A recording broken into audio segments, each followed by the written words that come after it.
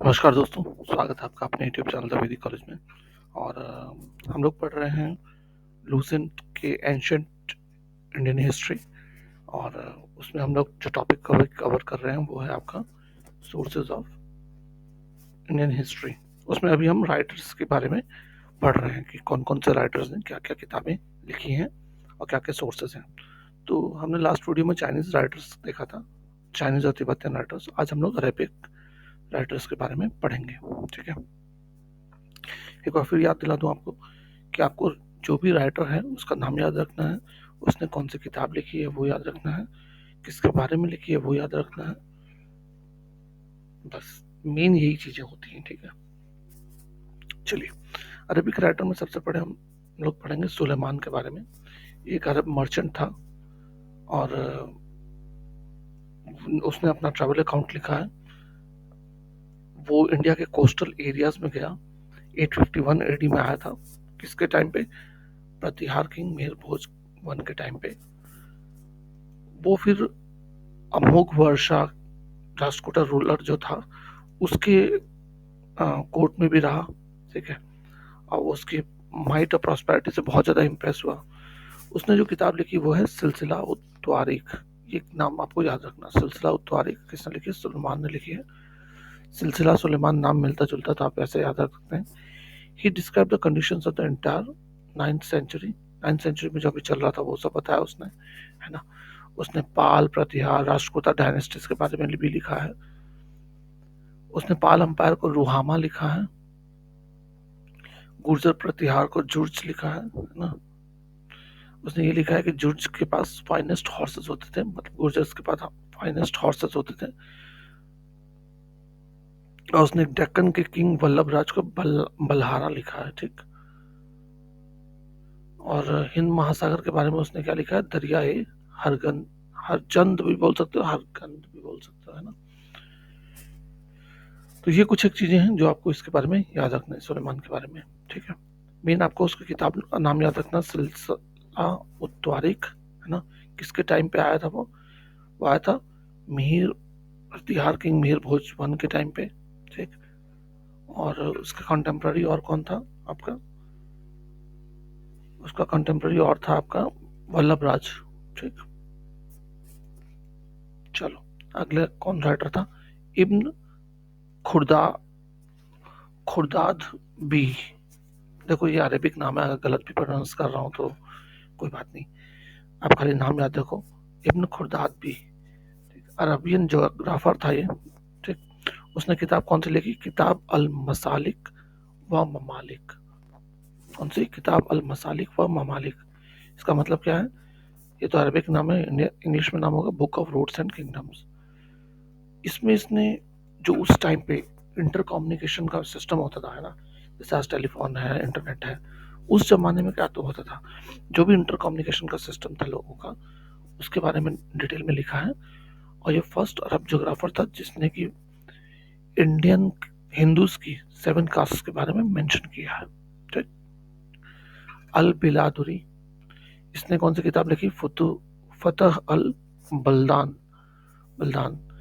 इसमें अरब्स के द्वारा सिंध को जीतने के बारे में डिस्क्राइब किया गया है। ठीक, अल मसूदी, ये नाम इंपॉर्टेंट है, आप याद रखना। अरब ट्रैवलर था, 915 में इंडिया आता है। उस समय कौन था राजा? गुर्जर प्रतिहार किंग महिपाल वन। ये गुर्जर डायनेस्टी को अल गुर्जर बोलता है एंड उनके रूलर्स को बरुआ कहता है। इसने कौन सी किताब लिखी है? मुरूज उल जहाब। ठीक है, मुरूज उल जहाब अल मसूदी ने लिखी है, आप नाम याद रखना, मुरूज उल जहाब। इसमें इसने हॉर्सेस और कैमल्स के बारे में लिखा है, महिपाल वन के पास जो थे। और इसने पान के बारे में खूब डिस्क्राइब किया है। और बस ये इंपॉर्टेंट है इसके बारे में, है ना, अल मसूदी के बारे में। कौन सी किताब थी इसकी? मुरूज उल जहाब। ठीक, चलो अगला राइटर जो है इंपॉर्टेंट वो है इब्न हौकल। ये बगदाद का एक मर्चेंट था, है ना।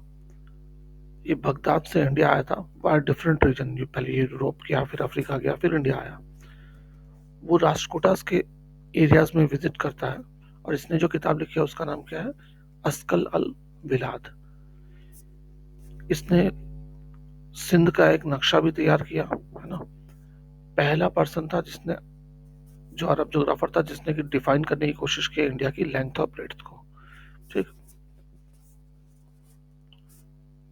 इसके बारे में सिर्फ यही आप जानो। पहला अरबी था, जोग्राफर था, जिसने कि पहला पर्सन था अरबिक जोग्राफर्स के बीच में जिसने इंडिया की लेंथ और ब्रेड्थ के बारे में डिफाइन करने की कोशिश की है। ठीक है ना, इब्न हौकल।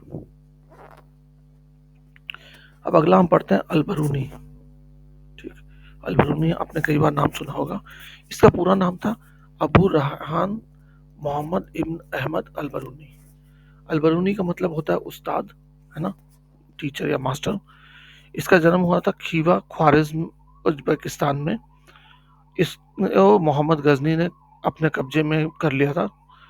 और गज सुल्तान जो गजनी का जो सुल्तान था उसने इसको खीवा के बैटल में अपना बंदी बनाया था। बट वो उसके मल्टी टैलेंट से खूब खुश था और उसने इसको अपना नाजुमी अपॉइंट किया। नाजुमी कोर्ट एस्ट्रोलॉजर को बोलते थे। फिर 1019 में अल-बरूनी इंडिया आता है गजनी के साथ और पंजाब में रहता है। वहाँ वो रह के संस्कृत सीखता है और बहुत सारी किताबों को पढ़ता है फिलॉसफी के बारे में। ठीक, इवन उसको हिंदूज ने टाइटल दे दिया था, कौन सा, विद्यासागर नाम का टाइटल भी दे दिया था हिंदूज ने। जब गजनी वापस जाता है वो, तो वो एक किताब लिखता है जिसका नाम है तहकीक हिंद। एक बहुत इंपॉर्टेंट किताब है। ठीक है दोस्तों, इसका दूसरा नाम आप तारीख हिंद भी कह सकते हो या इसको किताबुल हिंद भी कहा जाता है। इस बुक में डिटेल्ड इंफॉर्मेशन है इंडियन सोसाइटी की और कल्चर की और दूसरे फील्ड्स ऑफ नॉलेज की भी। ठीक, ये सबसे बेस्ट फॉरेन अकाउंट माना जाता है इंडिया के बारे में और सबसे एक्सटेंसिव और ऑथेंटिक स्टडी की गई है इंडियन सोसाइटी और कल्चर की इसमें। इसको फर्स्ट रियल इंडोलॉजिस्ट भी बोला जाता है ना, रियल फाउंडर ऑफ इंडोलॉजी भी बोला जाता है अल-बरूनी को। हालांकि इस किताब की दो शॉर्टकमिंग्स भी हैं। पहली, अल-बरूनी ने उस जमाने के पॉलिटिकल कंडीशंस के बारे में उतना ज़्यादा नहीं लिखा है ना। और दूसरा, उसने इन सब चीज़ों को सिर्फ पढ़ा था। उस जो पढ़ा वही उसने लिख दिया। ठीक, उसने खुद से एक्सपीरियंस नहीं किया। फिर इस किताब को इंग्लिश में ट्रांसलेट किसने किया था? अल-बरूनी की किताब को एडवर्ड सी सचाओ ने। तो यहाँ पे याद रखना। ठीक है, तहकीक हिंद या तारीख हिंद या किताबुल हिंद को इंग्लिश में ट्रांसलेट किसने किया? एडवर्ड सी सचाओ ने। ठीक, चलो, अल-बरूनी का भी हो गया। इब्न बतूता बहुत इंपॉर्टेंट है। Ibn Battuta, Al-Biruni, Ibn Battuta, Abdul Razzaq, इनसे कई बार क्वेश्चन आते रहते हैं आपके एग्जाम में। ठीक है, चलिए अब हम पढ़ रहे हैं इब्न बतूता। इब्न बतूता का फुल नाम था इब्न बतूता, नहीं, उसका पूरा नाम था अबू अब्दुल्ला मोहम्मद इब्न अब्दुल्ला लवालुत तांगी इब्न बतूता। ठीक है, इसका जन्म 1304 में तहांगियर्स में हुआ था, मोरक्को में। मोरक्को कहाँ है? अफ्रीका में। ये इंडिया आया था 1333 में, जब मोहम्मद बिन तुगलक का शासन चल रहा था दिल्ली सल्तनत में। मोहम्मद बिन तुगलक ने इसका वेलकम किया और इसको काजी अपॉइंट किया दिल्ली का। ये काजी की पोस्ट पे 1342 तक रहा। उसके बाद इसको चाइना भेजा गया एज एम्बेसडर ऑफ दिल्ली सल्तनत। बट ये चाइना पहुंच नहीं पाया क्योंकि उसका शिप कहीं ना कहीं क्षतिग्रस्त हो जाता है, तो नहीं पहुंच पाता है।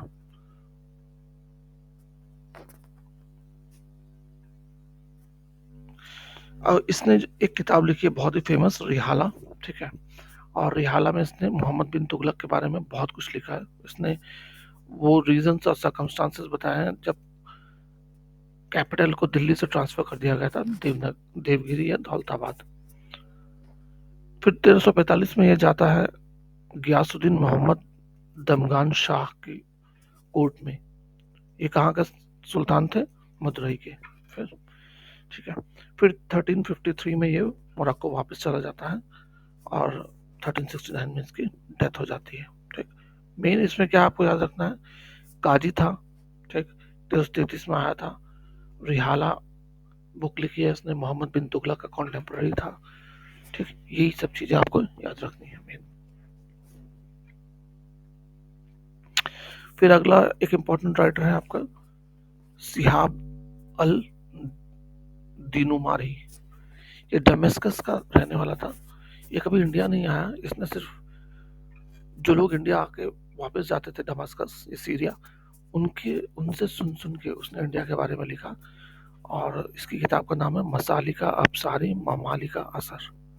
ठीक है, इसकी किताब में हमें सोशियो इकोनॉमिक कंडीशंस के बारे में पता चलता है उस जमाने के। तो आप देख रहे हो कितनी सारी किताबें लिखी गई हैं जहाँ से कभी हमें पॉलिटिकल इंफॉर्मेशन मिल रही है, कभी सोशल इकोनॉमिक इंफॉर्मेशन मिल रही है। हालांकि इंडियंस ने भी लिखी, बट इंडियंस की कहीं ना कहीं किताबें गुम हो गई या चला दी गई है ना मुस्लिम रीडर्स ने। लेकिन बाद में इन लोगों ने जो लिखी है ना, कभी फॉरनर्स ने, कभी अरेबिक्स ने, कभी चाइनीज़ों ने, तो इससे हमें बहुत कुछ मिल जाता है जो इंडिया के बाहर चला गया था और प्रिजर्व हो गया। तो हमें दिखने को मिलता है कि हाँ उस जमाने में भी इंडिया की सोशियो इकोनॉमिक कंडीशन क्या थी। अगर पॉलिटिकल नहीं भी पता चल पाता है हमें क्रोनोलॉजिकली, तो सोशियो इकोनॉमिक कंडीशन तो बड़े अच्छे से हमें पता चल जाती है। ठीक,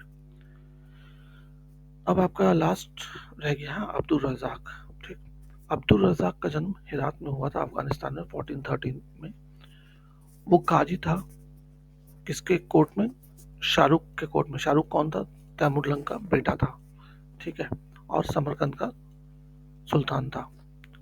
शाहरुख ने इसको एज अ एम्बेसडर भेजा कालीकट के जमोरिन के पास 1442 में। 1443 में ये विजयनगर जाता है, जब वहां पे राजा कौन थे? देवराय सेकंड थे। ये वहां के कैपिटल विजयनगर में 6 महीने रहता है और वहां की शान शौकत देख करके इसका दिमाग खराब हो जाता है और वो कहता है कि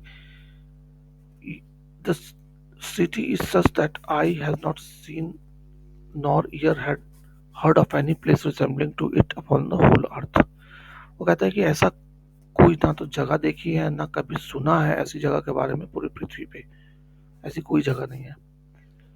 और वो अपने जो किताब लिखता है उसमें बहुत कुछ इन्फॉर्मेशन देता है वहाँ के टोपोग्राफी के बारे में, एडमिनिस्ट्रेशन के बारे में, सोशल लाइफ के बारे में विजयनगर की। ठीक, उसकी किताब का नाम था मल्ता उस सदान व मजमा उल बहरेन। ये नाम आप एकदम याद रखना क्योंकि ये नाम आ सकता है। ठीक है, सीधा नाम दे देगा, बोलेगा किसकी लिखी हुई है।